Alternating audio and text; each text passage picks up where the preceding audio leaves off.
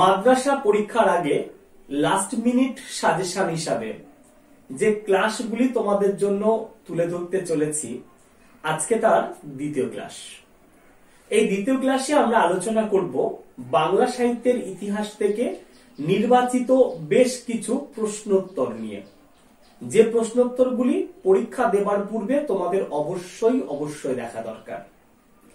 অবশ্য এই ক্লাসটি দেখার পূর্বে তোমরা একটা খাতা নিয়ে বসো এবং কতগুলো উত্তর তোমরা সঠিক করলে কমেন্টে জানাবে। অবশ্য ক্লাসটি দেখার পরে, ক্লাসটি যদি সম্পূর্ণ দেখো তাহলে বেশ কিছু বিষয় তোমরা জানতে পারবে। চলো তাহলে শুরু করি। দেখো, আমাদের প্রথম প্রশ্ন, শরৎচন্দ্রের যে উপন্যাসটি ইংরেজ সরকার বাজেয়াপ্ত করে, বলতো? অপশনে দেখো, চরিত্রহীন, পথের দাবি, দেনা পাওনা এবং শ্রীকান্ত।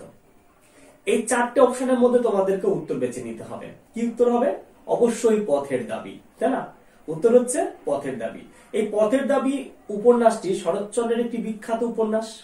চলো এই উপন্যাস সম্পর্কে কিছু তথ্য আমরা জেনে নিই। যেমন, উপন্যাসটি 1329 থেকে 32 বঙ্গাব্দে বঙ্গবাণী পত্রিকার প্রথমে প্রকাশিত হয়েছিল, অর্থাৎ বঙ্গবাণী পত্রিকায় প্রথম প্রকাশিত হয়। উপন্যাসটির উপর ব্রিটিশ সরকার নিষেধাজ্ঞা জারি করে, অর্থাৎ উপন্যাসটিকে ইংরেজ সরকার বাজেয়াপ্ত করে। উপন্যাসটা এক ধরনের কি পথের দাবি রাজনৈতিক উপন্যাস, একে সামাজিক উপন্যাসও বলা হয়ে থাকে। আবার নিঃসন্দেহে এটি রাজনৈতিক উপন্যাসও বটে। আচ্ছা, এই উপন্যাসের বিখ্যাত চরিত্রগুলো কি কি বলতে পারবে? অবশ্যই তোমরা বলতে পারবে। যেমন সব্যসাচী, অপূর্ব, রামদাস, তারা এগুলো হচ্ছে বিখ্যাত চরিত্র। মনে রাখবে, পথের দাবির বিশিষ্ট পরিচয় হচ্ছে রাজনৈতিক উপন্যাস রূপে, তবে সামাজিক উপন্যাস রূপে একটা পরিচয় রয়েছে। আমরা এবার চলে যাব দ্বিতীয় প্রশ্নে। জীবনানন্দের লেখা উপন্যাস কোনটি? আমরা কবি হিসাবেই জীবনানন্দ দাশকে বেশি চিনে থাকি। তার কাব্যগ্রন্থ ঝরা পালক, তাই না? প্রথম কাব্যগ্রন্থ কি? ঝরা পালক।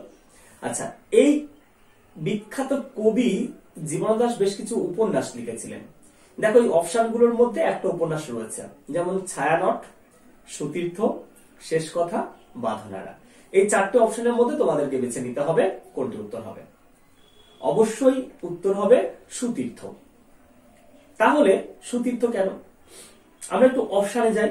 দেখো, ছায়ানট হচ্ছে নজরুলের একটা বিখ্যাত কাব্যগ্রন্থ, আর শেষ কথা হচ্ছে রবীন্দ্রনাথ ঠাকুরের একটি বিখ্যাত ছোট গল্প। তোমরা তিন সঙ্গীর গল্প জানো, রবিবার, ল্যাবরেটরি, শেষ কথা, তাহলে একটা বিখ্যাত ছোট গল্প। আর বাঁধনহারা হচ্ছে নজরুলের বিখ্যাত উপন্যাস। তাহলে সুতীর্থ অবশ্যই আমাদের উত্তর। দেখো, এর পাশাপাশি আরো কয়েকটা উপন্যাসের নাম তোমরা জেনে রাখো, যেমন জলপাইহাটি, মাল্যবান, কল্যাণী ইত্যাদি হচ্ছে জীবনানন্দ দাশের বিখ্যাত উপন্যাস। এবার আমরা চলে যাচ্ছি পরের প্রশ্নে। রবীন্দ্রনাথের শ্যামা নাটকটি কোন কবিতার নাট্যরূপ? দেখো, অপশন কালের যাত্রা, পূজারিণী, পরিশোধ, সাম্যজন। দেখো, উত্তর হচ্ছে অবশ্যই পরিশোধ। এবার আমরা একটু ডিটেলসে দেখি কেন রবীন্দ্রনাথ ঠাকুর পরিশোধ নামক কবিতা অবলম্বনে এই নাটকটিকে রচনা করেছিলেন। মনে করা হয় নাটকটি 1939 সালে প্রকাশিত হয়, অর্থাৎ শ্যামা নাটকটি 1939 সালে প্রকাশিত হয়। এবার আমরা চলে যাব পরের প্রশ্নে, 4 নম্বর প্রশ্নে। লীলা মজুমদারের আত্মজীবনীমূলক গ্রন্থের নাম কি?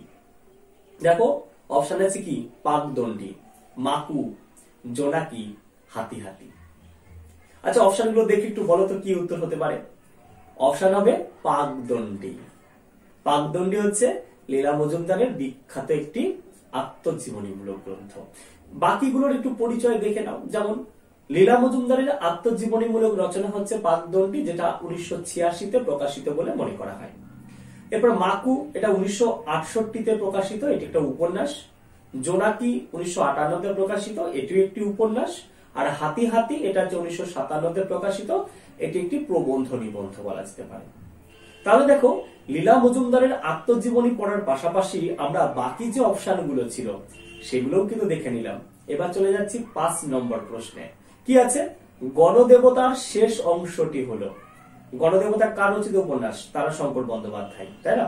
অপশনগুলো দেখো, পঞ্চগ্রাম, মন্বন্তর, ধাত্রীগ্রাম, সপ্তপদী, সবগুলোই তারাশঙ্কর বন্দ্যোপাধ্যায়ের রচনা। তাহলে এর মধ্যে আমাদের উত্তর করতে হবে, উত্তর হবে পঞ্চগ্রাম। এখন তোমাদের মনে হতে পারে তাহলে পঞ্চগ্রাম, এই পঞ্চগ্রামের নাম কি কি?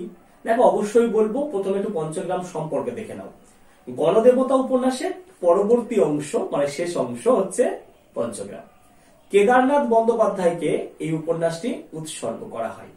আর এই যে পঞ্চগ্রামের নাম বলো না, পঞ্চগ্রাম মানে 5 গ্রাম, কি কি? মহাগ্রাম, শিবকালীপুর, দেখুড়িয়া, কুসুমপুর এবং কঙ্কনা। এই যে 5টা গ্রামের নাম, একে একত্রে বলা হচ্ছে পঞ্চগ্রাম। চলো পরের রচনায় অর্থাৎ পরের প্রশ্নে। সমরেশ বসুর মুদ্রিত প্রথম উপন্যাস, ভালো করে বোঝো, মুদ্রিত মানে প্রকাশিত প্রথম উপন্যাস, রচিত নয় কিন্তু। অপশন: উত্তরঙ্গ, নয়নপুরের মাটি, গঙ্গা, বিটি রোডের ধারে। এই 4টে অপশনের মধ্যে তোমাদের উত্তর করতে হবে। বলো তো কোনটা হতে পারে? অপশন হবে উত্তরঙ্গ, ক অপশন। আচ্ছা, কেন উত্তরঙ্গ হলো? দেখো মনে রাখবে, সমরেশ বসুর মুদ্রিত উপন্যাস আর রচিত উপন্যাস এই দুটোর মধ্যে একটু পার্থক্য রয়েছে। আচ্ছা, প্রথমে আমরা মুদ্রিত প্রসঙ্গটা একটু যাই। সমরেশ বসুর প্রথম প্রকাশিত উপন্যাস হচ্ছে উত্তরঙ্গ, যেটা 1951-তে প্রকাশিত হয়েছিল বলে মনে করা হয়। এই উপন্যাসটা কোন পত্রিকায় প্রকাশিত হয়? প্রথম দেশ পত্রিকায় প্রকাশিত হয়। সমরেশ বসু জেলখানায় বসে এই উপন্যাসটি রচনা করেন। অবশ্য এই উপন্যাসটিকে ঘিরে অশ্লীলতার একটা অভিযোগ উঠেছিল। তাহলে উত্তরঙ্গ যদি প্রথম মুদ্রিত হয়, তাহলে নয়নপুরের মাটি কি প্রথম রচিত উপন্যাস? তাই না? চলো একটু দেখে নিই। সমরেশ বসু রচিত প্রথম উপন্যাস হচ্ছে নয়নপুরের মাটি। প্রথম উপন্যাস মানে লিখিত উপন্যাস বা রচিত উপন্যাস। আর 1946-এ উপন্যাসটি রচিত হয়েছিল। তাহলে দেখো 51-তে প্রকাশিত হলো উত্তরঙ্গ, আর এটা রচিত হলো কখন? 46-এ। কিন্তু প্রকাশিত হয়েছিল কবে? 1952 খ্রিস্টাব্দে, মানে অনেক পরে। রচিত উপন্যাস হচ্ছে নয়নপুরের মাটি, কিন্তু প্রকাশিত উপন্যাস হচ্ছে উত্তরঙ্গ। আর পরিচয় পত্রিকায় এই উপন্যাসটি ধারাবাহিকভাবে প্রকাশিত হয়েছিল। তাহলে বুঝতে পারলে। এবার চলে যাচ্ছি পরের প্রশ্নে। পরের প্রশ্নের 7 নম্বর। ভগ্ন শিব মন্দির মধুসূদনের কোন রচনার প্রথম সংস্করণের নাম ছিল? অর্থাৎ কোন রচনার প্রথম সংস্করণের নাম ছিল ভগ্ন শিব মন্দির? অপশনগুলো দেখো: পদ্মাবতী, কৃষ্ণকুমারী, একে কি বলে সভ্যতা, বুড়ো শালিকের ঘাড়ে লো। 4টে মধুসূদনের রচনা: পদ্মাবতী, কৃষ্ণকুমারী। দেখো এখানে যেমন ঐতিহাসিক নাটক রয়েছে, তেমন কি রয়েছে? পৌরাণিক নাটক রয়েছে, তেমন প্রহসন রয়েছে। পদ্মাবতী পৌরাণিক নাটক, কৃষ্ণকুমারী ঐতিহাসিক নাটক, বাকি দুটো প্রহসন ধর্মী নাটক। তাহলে উত্তর কোনটা হতে পারে? উত্তর অবশ্যই বুড়ো শালিকের ঘাড়েরও। একটু ডিটেলস দেখে নিই, চলো। কি আছে? পাইকপাড়ার বিদ্যুৎসাহী জমিদার সিংহ ভ্রাতাদের অনুরোধে মধুসূদন বুড়ো শালিকের ঘাড়েরও এই প্রহসনটিকে বা এই নাটকটিকে রচনা করেন। প্রহসনতর্বী এই নাটকটার 2টো অঙ্ক রয়েছে আর 4টে গর্ভাঙ্ক রয়েছে। 2টো অঙ্ক এবং 4টে গর্ভাঙ্ক রয়েছে। এই নাটকের আগের নাম ছিল ভগ্ন শিব মন্দির। তাহলে বুঝতে পারলাম আমরা, নাটকটি নামকরণ করেছিলেন রাজা ঈশ্বরচন্দ্র। এই যে পাইকপাড়ার বিদ্যুৎসাহী জমিদার বংশের রাজা ঈশ্বরচন্দ্র, তিনি নামকরণ করেছিলেন এই নাটকটি। এই নাটকের চরিত্র কি কি রয়েছে? ভক্তপ্রসাদ, হানিফের স্ত্রী ফতেমা। তাহলে দেখো আমরা কিন্তু বুড়ো শালিকের ঘাড়েরও সম্পর্কে বিস্তারিত জেনে নিলাম। চলো চলে যাই পরের প্রশ্নে। প্রশ্ন নম্বর 8। মানিক বন্দ্যোপাধ্যায়ের লেখা প্রথম উপন্যাস কোনটি? দেখো প্রথম রচনাগুলি আজকে বেশি দেখেছি। দিবারাত্রির কাব্য, পুতুল নাচের রীতিকথা, জননী, পদ্মা নদীর মাঝি। দেখো প্রথম প্রথম উপন্যাস প্রকাশিত কিন্তু একবারও বলেনি। তাহলে প্রথম রচিত কোনটা হয়? অপশন দেখে বলো। উত্তর হচ্ছে দিবারাত্রির কাব্য।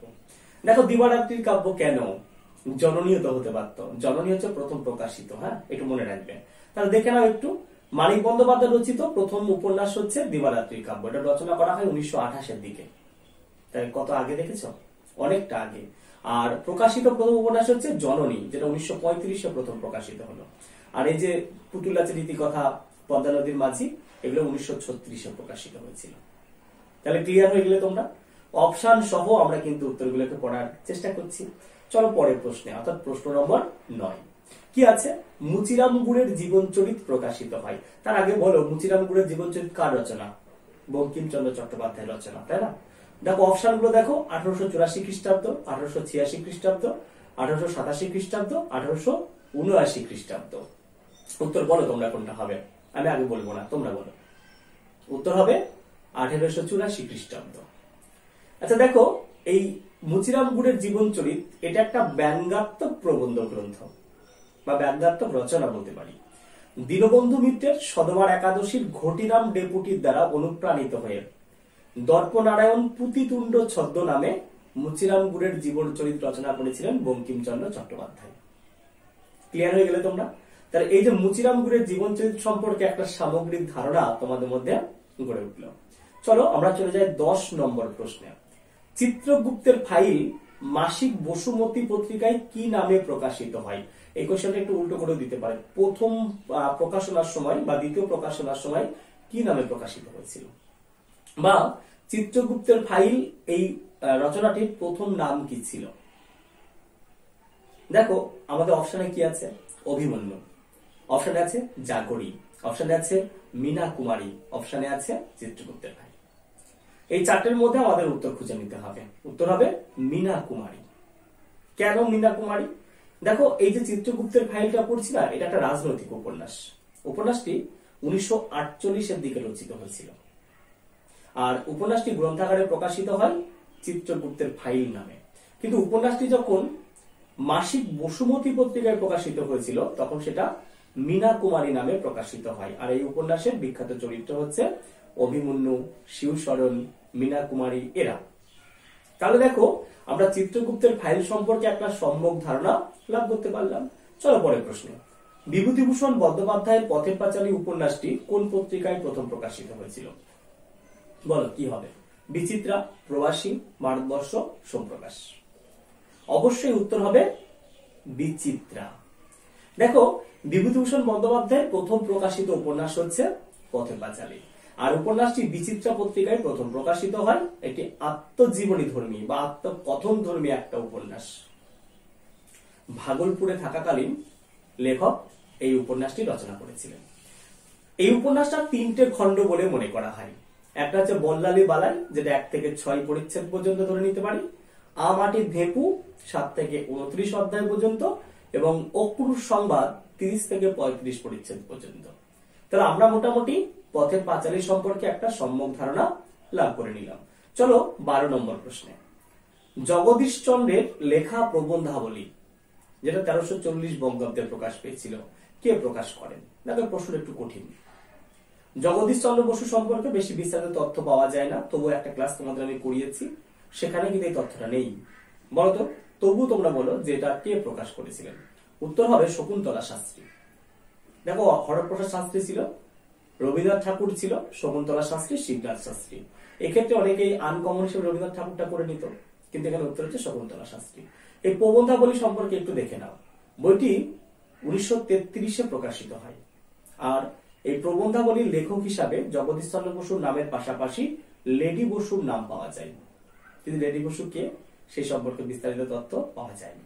আর এই প্রবন্ধাবলীর বেশিরভাগ রচনায় হচ্ছে প্রকাশিত হয়েছিল মুকুল পত্রিকায়। চলো 13 নম্বর প্রশ্নে। বুদ্ধদেব বসুর প্রথম কাব্যগ্রন্থের নাম কি? মর্মবাণী, বন্দির বন্দনা, পৃথিবীর প্রতি, নতুন পাতা। এই 4টে অপশনের মধ্যে তোমাদেরকে উত্তর খুঁজতে হবে। বলো কি উত্তর হতে পারে? উত্তর হবে মর্মবাণী। একটু দেখে নাও যে বুদ্ধদেব বসু রচিত প্রথম কাব্যগ্রন্থ হচ্ছে মর্মবাণী। এটা 1925 খ্রিস্টাব্দে প্রথম প্রকাশিত হয়েছিল।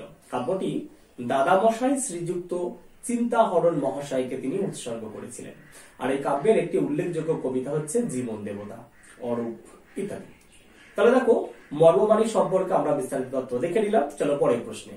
ঈশপের ফেবলস অবলম্বনে বিদ্যাসাগর যে গ্রন্থটি রচনা করেন, তাহলে এক কথায় অনুবাদমূলক রচনা এটি। দেখো অপশনে যে সীতার বনবাস, বাঙ্গালার ইতিহাস, বোধোদয় আর কথামালা। উত্তর হবে কথামালা। দেখো এই যে সীতার বনবাস, এটা 1860-এ প্রকাশিত হয়েছিল। ভবভূতির উত্তরাঞ্চলিত এবং মানে এর যে প্রথম খণ্ড এবং দ্বিতীয় খণ্ড, এবং বাল্মীকির রামায়ণের উত্তরকাণ্ড অবলম্বনে কিন্তু সীতার বনবাস রচিত হয়।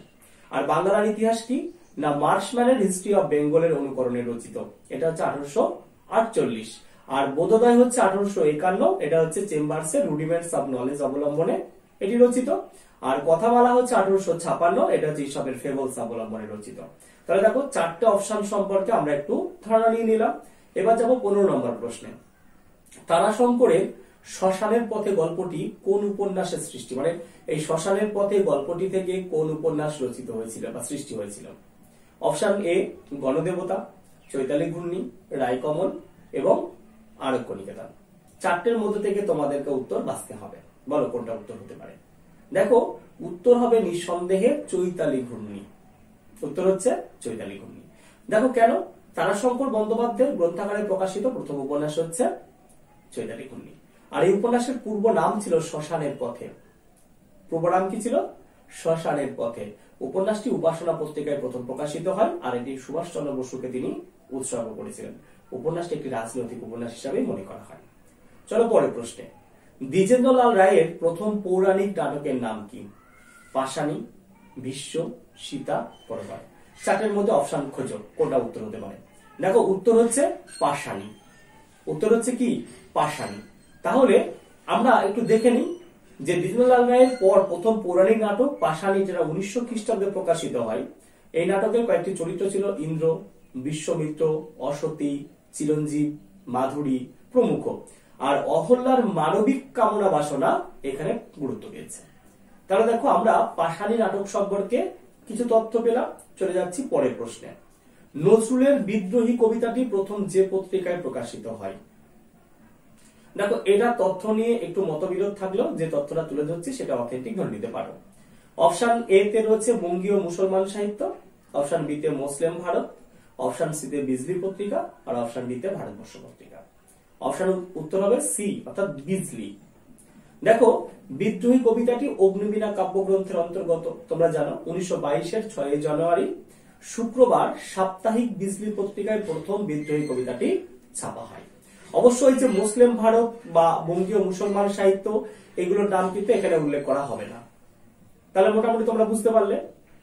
এবার আমরা চলে যাচ্ছি পরের প্রশ্নে। পরের প্রশ্ন কি? গিরিশ ঘোষ তার কোন নাটকে প্রথম গৈরিশ ছন্দের প্রয়োগ ঘটান? জনা, সীতার বনবাস, রাবণ বধ, অভিমন্যু বধ। এই উত্তরগুলোর মধ্যে তোমাদের উত্তর করতে হবে। দেখো জনা হচ্ছে 1894-তে প্রকাশিত একটি বিখ্যাত নাটক, তাই না? তারপর সীতার বনবাস, রাবণ বধ, অভিমন্যু বধ এগুলো 81 প্রকাশকাল। তাহলে বলো কোনটা উত্তর হতে পারে? উত্তর হবে রাবণ বধ। চলো রাবণ বধ সম্পর্কে দেখি। গিরিশচন্দ্র ঘোষের প্রথম পূর্ণাঙ্গ মৌলিক পৌরাণিক নাটক হলো রাবণ বধ, যেটা 1881-তে প্রকাশিত হয়। আর এই নাটকটিকে তিনি গৈরিশ ছন্দে লিখেছিলেন। আর জনা প্রকাশিত হয় 1894-তে, আমি আগেই বললাম। সীতার বনবাস 1882 এবং অভিমন্যু বধ 1881। তাহলে আমরা জনা, সীতার বনবাস, রাবণ বধ, অভিমন্যু বধ প্রত্যেকের সম্পর্কে কিছু তথ্য পেলাম। চলো পরের প্রশ্নে। বিষ্ণুদের রচিত প্রথম কাব্য কোনটি? চোরাবালি, উর্বশী আর্টেমিস, পূর্বলেখ, সন্দীপের চর। দেখো চোরাবালি, চোখের বালি এই দুটোতে অনেক সময় গুলিয়ে যায়। এই প্রশ্ন দুটো অনেক সময় আসতো আগের পরীক্ষাগুলোতে। চোরাবালি বিষ্ণুদের লেখা, চোখের বালি রবীন্দ্রনাথ ঠাকুরের লেখা, তাই না? তোমরা জানো চোখের বালি নবপর্যায়ে বঙ্গদর্শন পত্রিকায় প্রকাশিত হয়েছিল 1903-এ, যেটা প্রকাশিত হয়। আচ্ছা, চোখের বালির প্রকাশকাল কত? 1903। নৌকাডুবি 1906, ঠিক না? তাহলে মনে রাখতে হবে। যাই হোক, উর্বশী আর্টেমিস, পূর্বলেখ, সন্দীপের চর আর চোরাবালি, এই 4টের মধ্যে অপশন খোঁজো। উত্তর হবে অবশ্যই উর্বশী আর্টেমিস। উর্বশী ও আর্টেমিস। দেখো বিষ্ণুদের রচিত প্রথম কাব্যগ্রন্থ হচ্ছে উর্বশী ও আর্টেমিস। এটা 1932-এ প্রকাশিত হয়। আর এই কাব্যগ্রন্থে মোট কবিতার সংখ্যা হচ্ছে 26টি। তাহলে কতগুলো কবিতা রয়েছে? 26টি কবিতা রয়েছে। আর এই কাব্যগ্রন্থের সূচনায় কবি টি.এস. এলিয়টের উদ্ধৃতি দিয়েছেন, যাকে বিষ্ণুদেরকে এলিয়টের সাথে তুলনা করা হয়। তাকে বাংলা সাহিত্যের এলিয়ট বলা হয়, তাই না? আচ্ছা, আর এই কাব্যগ্রন্থের প্রথম কবিতা হচ্ছে পলায়ন। আর এই কাব্যগ্রন্থটি অর্থাৎ উর্বশী ও আর্টেমিস কাব্যগ্রন্থটি নীরেন্দ্রনাথ রায়কে তিনি উৎসর্গ করেছিলেন বলে মনে করা হয়। চলো আমরা আজকে আমাদের শেষ প্রশ্নে যাই। 20 মুক্তধারা নাটকের পূর্ব নাম কি? দেখো পূর্ব নাম একটা পরীক্ষা আসতে পারে। অপশন আছে মিতা, অপশন আছে পথ, অপশন আছে যক্ষপুরী, অপশন আছে নন্দিনী। দেখো 4টেই কিন্তু কোনো না কোনো রচনার পূর্ব নাম, এটা লক্ষ্য করো। আচ্ছা, আমরা আগে উত্তরটা করি। উত্তর হচ্ছে অবশ্যই পথ। কেন পথ? দেখো 1922-এ প্রকাশিত হয় এই মুক্তধারা নাটকটি। আচ্ছা, রবীন্দ্রনাথ ঠাকুর দ্য ওয়াটারফল নামে এই নাটকটির ইংরাজি অনুবাদ করেছিলেন, আর এই নাটকটির পূর্ব নাম ছিল পথ। তাহলে এখন হচ্ছে মিতা হচ্ছে কার পূর্ব নাম, কোন রচনার পূর্ব নাম জানো তোমরা? আচ্ছা পরে বলছি। আচ্ছা, এই নাটকের একটি বিখ্যাত চরিত্র হচ্ছে ধনঞ্জয়, অভিজিৎ, রণজিৎ, বিশ্বজিৎ, এইগুলো। আচ্ছা, তারপরে দেখো এই যে মিতা, শেষের কবিতা 1929-এ প্রকাশিত হয়, সেই উপন্যাসের পূর্ব নাম ছিল মিতা। আর যক্ষপুরী, নন্দিনী, এগুলো হচ্ছে রক্তকরবী নাটকের পূর্ব নাম। এই রক্তকরবী নাটকের পূর্ব নাম ছিল প্রথমে যক্ষপুরী, তারপরে হলো নন্দিনী, এবং সবশেষে হলো রক্তকরবী। তাহলে পূর্ব নামগুলো আমরা সব জেনে নিলাম। তাহলে মোটামুটি আজকের ক্লাসটি তোমাদের কেমন লাগলো কমেন্ট বক্সে জানাতে ভুলবে না। আর সেই সাথে যদি ভালো লেগে থাকে তাহলে একটা লাইক করে দেবে, আর বন্ধুদের মাঝে অনেক অনেক শেয়ার চাই। আর যে সমস্ত নতুন বন্ধুরা প্রথমবারের জন্য আমার এই ক্লাসটিকে দেখছো, তারা অবশ্যই চ্যানেলটিকে সাবস্ক্রাইব করে তোমরা পাশে থেকো। দেখা হচ্ছে আগামী দিন অন্য কোনো নতুন আলোচনামূলক ক্লাস নিয়ে। ততক্ষণ তোমরা ভালো থাকো, সুস্থ থাকো, তোমাদের এই চ্যানেলকে ভালোবেসে চ্যানেলের সাথে জুড়ে থাকো।